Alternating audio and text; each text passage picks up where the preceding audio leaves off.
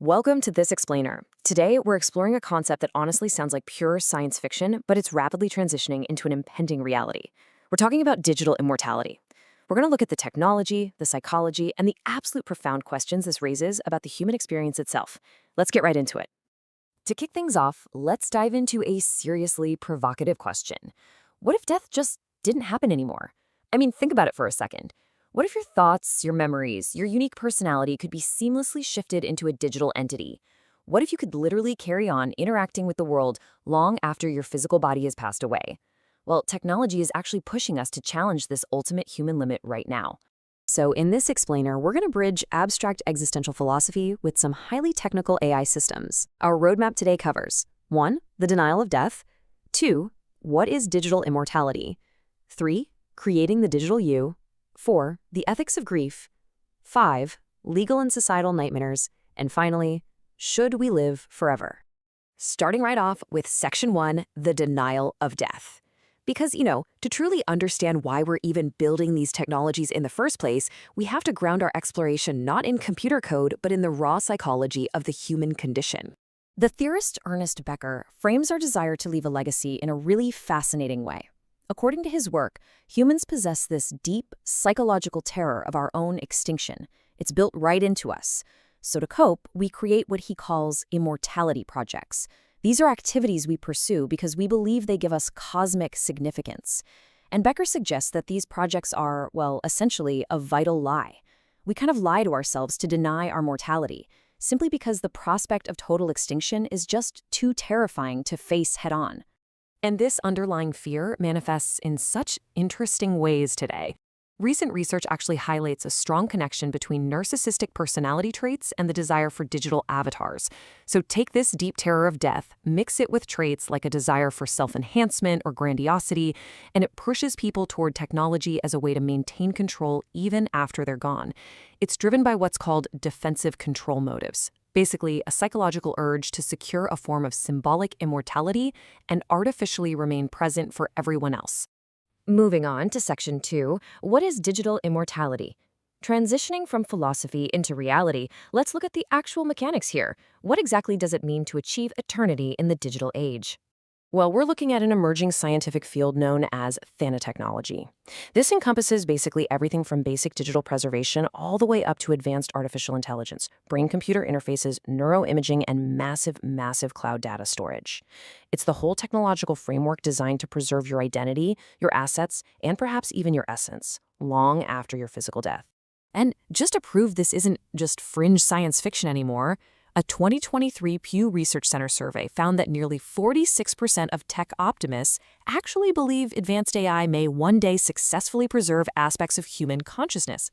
Almost half! The building blocks are literally already falling into place right now as AI language models learn to perfectly mimic human tone and style. But hey, we need to make a really vital distinction here. We are currently crossing the threshold from one-way immortality into two-way immortality. One way is totally passive. Think of a read-only Facebook memorial page or just a pre-recorded video. But two-way immortality, that's entirely different. That involves an active, responsive AI presence that can actually engage in real-time dialogue, read current news feeds, and theoretically even evolve its reasoning over time. Wild, right? Now for Section 3, creating the digital you. Let's dive right into this and see exactly how a two-way, interactive digital version of you is actually constructed from the ground up. This blueprint from Wister Research perfectly maps out how an AI persona actually works behind the scenes. You have this central core managing memory, reasoning, planning, and emotion.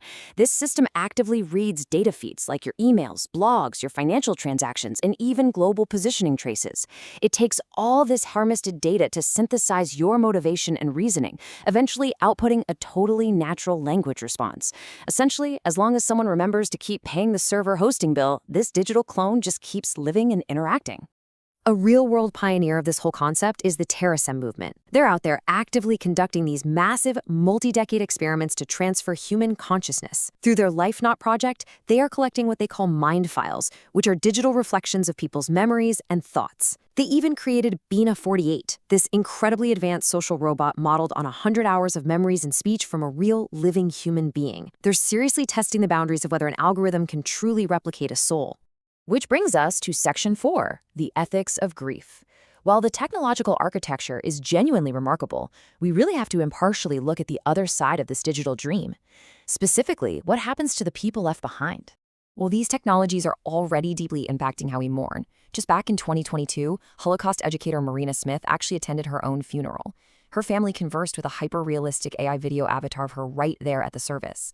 In another super powerful example, a South Korean documentary used VR and AI to reunite a grieving mother with a simulation of her deceased daughter. These are incredibly, deeply emotional examples that showcase how moving the tech can be. But let's be honest, they also raise massive ethical red flags about the commercialization of mourning. And this builds a really profound psychological risk. Dr. Jessica Heason points out that human grief traditionally has a natural arc, right? It's built into our biology to process loss over time. But a so-called grief bot might easily become an emotional trap. By acting almost like a painkiller, it could foster a deep dependency that completely interrupts the natural, necessary process of accepting death and moving forward. Moving on to Section 5, Legal and Societal Nightmares. Because beyond the intense psychological impact, active digital immortality creates an absolute labyrinth of legal and social complications that we are simply not prepared for as a society. We are facing a literal mountain of unanswered questions here. Think about it. If your consciousness exists on a corporate server, who actually owns you? Are you a free entity or are you just a product in a database? And get this. If your digital avatar actively posts online and defames someone, can a piece of code commit libel? Who gets sued? Your estate, which might not even exist anymore, or the software company? Without a clear global jurisdiction or a living person to take responsibility, pursuing legal liability against a post-death avatar is just a total legal nightmare. And that's not even mentioning the absolutely terrifying prospect of your digital identity being hacked or modified entirely against your original will. Then, zooming out, there's the societal scale. We must neutrally consider the very real risk that eternal digital existence could just become the ultimate luxury good. I mean, creating high-fidelity, evolving AI avatars is incredibly expensive. If only the mega-wealthy can afford to sustain their influence, manage their assets, and run their corporations via AI long after their biological death, it really threatens to breed a new class of unfading elites. This could vastly, vastly deepen socioeconomic inequalities, basically granting endless power to those who can afford the server costs forever. Because of these mounting risks, legal and tech experts are strongly advising taking some concrete steps right now. You absolutely need to name a digital executor in your will. You should proactively set up tools like Google's Inactive Account Manager or Apple's Legacy Contacts.